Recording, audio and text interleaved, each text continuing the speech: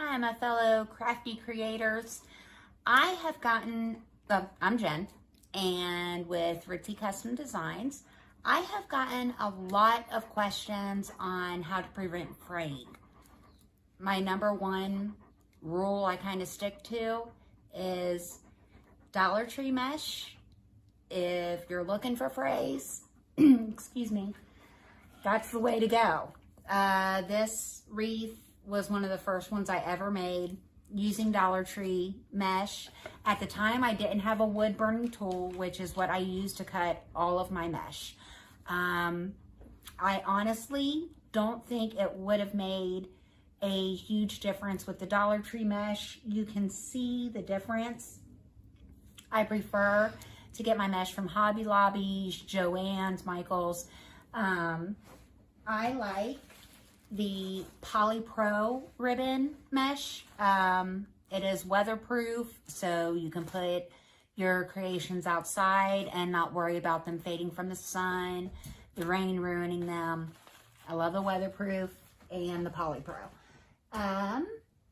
But as you can see, this mesh I got from Hobby Lobby. I'll hold it up against myself. You can see the difference in the quality between it and this, which came from Dollar Tree. Now, don't get me wrong. Dollar Tree mesh can be great for things like braids. My braids, I always use Dollar Tree mesh. One, it costs $1 and you're going to need 3 rolls for the 3 different colors to do the braid. So right there, that's only $3 as opposed to the more expensive, better quality mesh that you'll get at other stores. And it doesn't matter, it's not going to fray when it's braided. So I prefer to use the Dollar Tree mesh for my braids, or if you're doing a ruffle type wreath where you don't have to worry about it fraying so much because you're not cutting it. It's all in one piece. So, sorry, my dog's doing stuff. So there you don't have to worry about whether or not you're going to have fraying or not. But when you cut it, that's when the fraying becomes an issue. And that is, I've learned that using a wood burning tool, which I got for $10 at Hobby Lobby, and using good quality mesh, that makes a huge difference. And to top it off and prevent the fraying, my dog's crazy, and to prevent the fraying, after you finish the wreath, always seal it. Again, I got my Mod Podge sealer from Hobby Lobby, and I love it.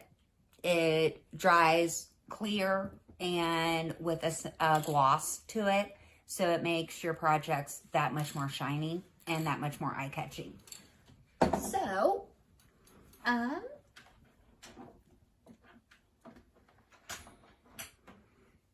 again, you can see the quality just in the difference from the Polypro mesh that I got from Hobby Lobby to the Dollar Tree mesh.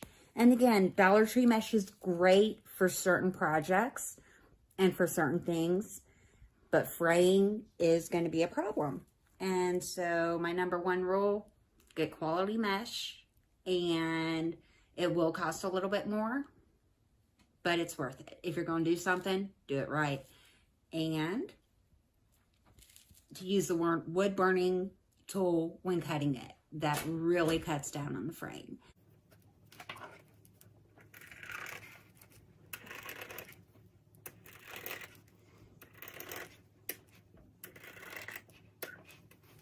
And that's just something I learned through experience, I guess.